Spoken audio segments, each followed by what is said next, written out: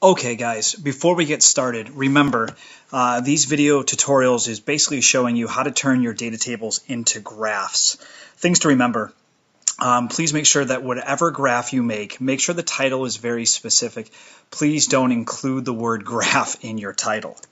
Number two, always make sure that we're using the metric units. So when you're labeling your X and Y axis, please make sure that they each have a standard unit of metric in parentheses. Again, if you have no idea what you should be using or how to use it, always ask for help. Please, every group must make at least 2 graphs, and we'll print in color later. Pick the right graph for your data. Since you have to pick 2 graphs, you can have, again, your choice of 2 bar graphs. You might want to choose a pie graph. If you like scatter plots or you want to do a histogram, again, we'll be using your XY plot graphs. And if you have measured anything with time, so if your dependent variable was, again, time, whether it's hours, seconds, minutes, years, you definitely want to be choosing the area graph because that can show growth over time very easily. So during this video, please feel free to skip ahead or skip back. The order that they'll be taught will be bar graph, then I'll teach you about pie graphs, and then scatter, and then finally area graphs. So again, feel free to skip through and around, and again, any questions, feel free to ask when you come to school the next day. Thanks. Okay guys, in this tutorial, what I'm going to be showing you to do is how to make graphs for your STEM fair. The first thing you need to do is type in NCES graphs into Google, and it's going to usually be the first link which we can click on here.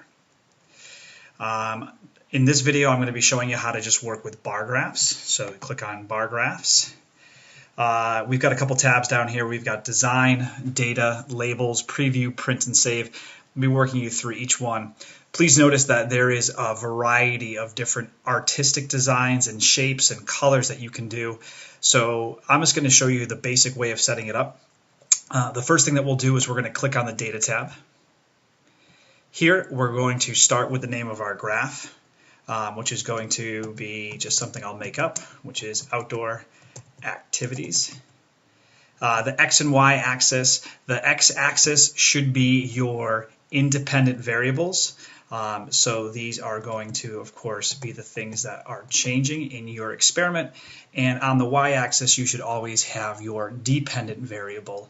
And I'm going to, again, be making everything up here. So we'll add in % of interest. Don't worry about the source for right now. We come down here to data sets. So in this example, I'm going to be using 4 different groups, and I always recommend setting your data set items to 1. So here, my independent variables, I'm going to simply put down skateboarding, snow, bike, and surf. Now that I've put down my independent variables, I can, of course, change the colors, but for right now, I'm going to keep these all the same. My value would be how much I had to measure. So, for example, looking at my data table, I can see that snowboarding had a score of 32, skateboarding had 45, biking had 15, and surfing had 89. From here, I have to set my minimum value, which is typically going to be 0, and then you want to think about your highest value for your independent. Mine is 89, so I'm just going to cap this off at about 100. With this being said, I can look at the preview by clicking the Preview tab, and you can see that my graph has got a title. I've got my X and Y axis labeled. Here is my dependent. Here's my independent, here's my key, and I can see how my data has been grouped. If I want to go back and I want to change the font, I can click on labels, and you can change the font however you like. But remember, your judge needs to be able to read it clearly. If you would like to change the font, I only recommend going between 14 and maybe 18. Again, it's really up to you. Remember, the most important thing is that your judge should be able to read your data. Once you have your data the way you want, you can always head back to design, and of course you can look at a rhombus shape. Let's see how the rhombus looks. Pretty cool. Again, feel free to play around with this as much as you possibly want. Again, with your data set, remember, set it at one item, and then the groups represent the different groups of your independent variable, while the values represent the dependent variable, what you were measuring. Again, always preview it, make sure you like it. Now, the most important step will be the print and save button. When you come down here to print or save, the first thing you should do is you should send it to yourself and then to your partner, always making sure that you do that by sending out a copy. All right.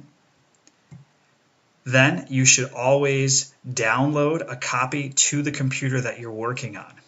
When you're downloading it, it's going to ask you to save it as a PDF. That's exactly what you want to do. And again, you should open it, save it to a location on the desktop with your name, so that if you for some reason need to go back to that computer, you'll be able to find it. So this is the simple way of being able to set up a bar graph. Okay guys, in this video we're going to be looking at how to make a pie graph. In the previous lesson we just looked at was making a bar graph. You might prefer the pie graph over bar, so here we go. So once we've gone to our website, we're going to click on pie graph. Pie graph has the same tabs that we've had before. We have design, data, labels, preview, print, and save, all the good stuff here. Notice that the artistic representation of shading, style, background, appearance, where your legend is located, all can be done after you've done the preliminary input of data.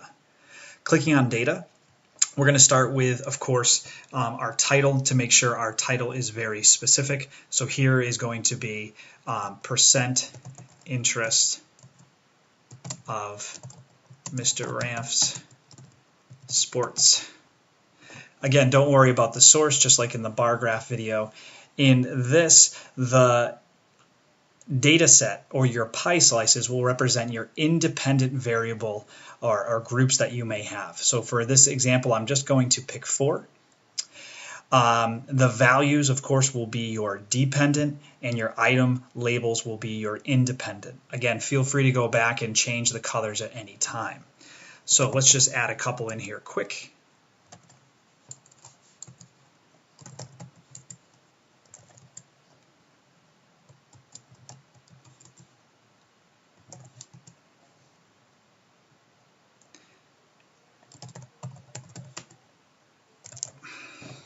Once you've entered in all your data sets, you can, of course, go right to preview to make sure it's looking the way you would like it. So you can see here we've got our very specific title. Here's our values and the colors that represent each one. If you don't like the way this turns out, there's a couple different things we can do here with labels. The one thing I like to do is I like to look at the type, and I like to find value and label. And what this will do, it will actually throw a name next to the pie. And I know you might say, but Mr. Ramph, over here we already have a key. It's kind of redundant. Well, I think for your judges, they don't have to keep looking backwards and forwards and backwards and forwards. They can look at this pie. They see snow, the number 23. Of course, they'll look at the title, and that's the percent interest of Mr. Ramph Sports. So he's interested in snowboarding 23% of the time. Again, feel free to always go back to your labels, change the font. Again, the larger font you might want to be careful with, but anywhere between 14 and 18 should be nice. Again, you guys can make the decision. We can change the design also. Let's go back to design here. And I kind of really like the 3-dimensional one. And what I'm going to do here is I'm going to actually remove and have no legend, just so you guys can see what that looks like. Go to preview. The legend has now been removed. It's kind of centered this up a little bit more. And again, the three-dimensional has really added to how nice it can be when your judge is reading it. Again, we're going to go to print and save. We're always going to send a copy to yourself. We're always going to send a copy to your partner. And then we're always going to hit download. Again, when downloading, make sure that you save it as a PDF, download it to the desktop, and then rename the file so that it's very easy for you and your partner to find it in the future. Okay, in this video segment, we are going to be looking at how to make a histogram or a scatter plot. To make a histogram or scatter plot, we're going to be clicking on the X and Y graph. From here, we have a couple different options. We've got our line, we've got our bubble, and of course we have our scatter plot. So I'm just going to show you again how a scatter plot would look, very similar to the one that we made when we were finding the probability of how many tacks would land on their sides. So once I've clicked on scatter plot, I'm going to start to go to my data. Here, we're going to put number of tacks that land sideways. Okay, and for here, we are going to be looking at the number of data points. So if you remember from our activity, we had 10 tacks, so there was 10 outcomes. The only group that we were focused on was the tacks that landed sideways. I'm going to start by giving values to my different points. So we've got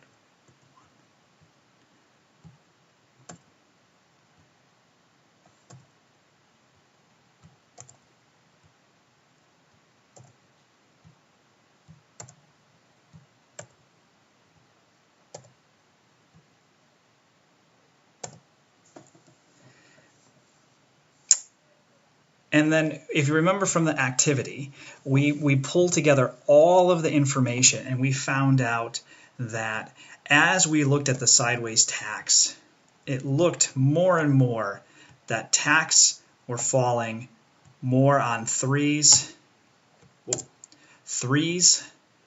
and fives, and then of course less and less as we went higher into the numbers that could have been. So here's all my data that I'm setting for my histogram, again from our tacks that land us sideways. Again, don't be afraid to set your minimum value to 0, and then since the highest number was 10, I'm just going to cap it at 10, and I'm going to do the same thing for the other side. Let's go to preview and let's see what we have here. So under preview, you can see, just like in class, we have a histogram. And you can see that it's almost beginning to look like a bell-shaped curve. The one thing you'll notice is I have not identified my X and Y axis. So to do that, I'll go back to my data. Again, on my X axis is going to be, of course, the independent variable, and the dependent variable is going to go on the Y axis. So you'll make sure that you will label your X and Y axis accordingly, that your title is very specific. And then, of course, if you want to change your labels, fonts, colors, do so. But always make sure at the very end to send it to your partner, email it to yourself, and then download it to the computer so that it is saved to the desktop with the file being you and your partner's name. This is how you make a scatter plot. Okay. The last graph that we are going to look at is called an area graph. Area graphs are great for showing change over time. So if you have any type of dependent variable that involves the measurement of time, whether that be seconds or minutes or hours or weeks or years, definitely using an area graph will really be the best for displaying your data. So I've clicked on the area logo. And again, very similar, we've got our design, our data, our labels, our preview, and our print and save tabs. I'm going to go right to data. And I've already filled this in to save some time. But what you see here is I've put down my very specific title. On the x-axis label, I have put down, of course, time. And in parentheses, I put weeks. That's the unit. On my y-axis, in this example, I'm going to be looking at whether plants grow better with or without fertilizer. So on my y-axis, my dependent variable would be plant growth. And of course, I measured it in centimeters. Because I had two groups, one with fertilizer and one without fertilizer, I had to, of course, change that to two groups here. I measured them over 5 weeks, so my items represents, of course, 5 weeks. I've added in my values to show the plants growing, which I used a ruler to measure at the end of each week. So you can see in week number 1, because they were seedlings, there was no growth. After the second week, we have 1 centimeter versus 1 centimeter. Remember, after filling all of your data in, you can go back and you can definitely change the colors if you don't like green and purple. My min value should be 0. And then, of course, when I look at my data, I see that the plants grew the most was only 10 centimeters. So I put the max value at 15 just to make sure that there was a little bit of extra room at the top of the graph. When I go to preview, I can see I have a very specific title, and look how easy it is to see how the plant with no fertilizer, it grew, but it grew at a very slower rate compared to the one with fertilizer, where at the end of 5 weeks, that plant was, of course, 10 centimeters tall, compared to, at the end of 5 weeks, the plant with no fertilizer, 4 centimeters. Again, feel free to go back and play around with your labels and change the font and change the color. Remember, the most important thing is always preview it one last time, make sure everything is labeled correctly, you have your units, and go and hit print and save. Remember, email it a copy to yourself, email a copy to your partner, and then of course download it to the school computer, download it to the desktop, and make sure that you rename the file correctly.